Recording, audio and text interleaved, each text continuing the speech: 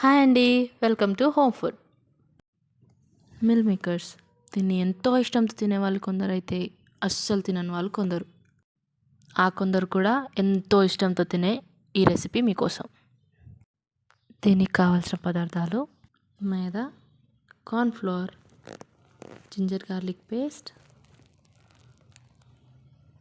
And onions, పచ్చిమిర్చి, నానబెట్టుకున్న పచ్చెనగపప్పు and main ingredient meal maker.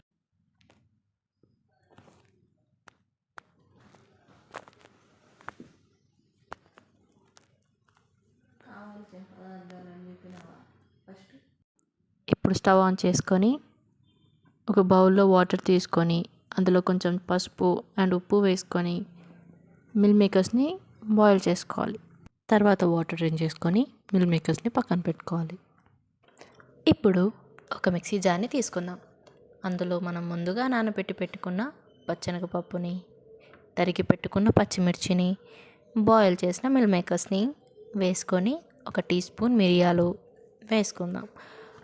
మీకు మిరియాలు నచ్చినట్టయితే స్కిప్ చేయొచ్చు, పర్లేదు. అండ్ 2 స్పూన్స్ కారం, ధనియాల పౌడర్ 2 స్పూన్స్, జీలకర్ర పౌడర్ 2 స్పూన్స్ అండ్ సాల్ట్ వేసుకొని మిక్సీ వేయండి. దాన్ని ఒక బౌల్లో తీసుకొని మనం తీసి పెట్టుకున్న అల్లం వెల్లుల్లి పేస్ట్ అండ్ కొత్తిమీర, maida 3 spoons, cornflour 3 spoons, chaat masala 2 spoons, onions half cup and కారం తగినంత, సాల్ట్ తగినంత వేసుకొని మంచిగా మిక్స్ చేయండి. అది ఇలా వీడియోలో చూపిస్తున్నట్టు షేప్లో వచ్చేలా ఉండాలి. ఆ తర్వాత వాటిని మీకు నచ్చిన షేప్స్లో చేసుకొని డీప్ ఫ్రై చేయండి.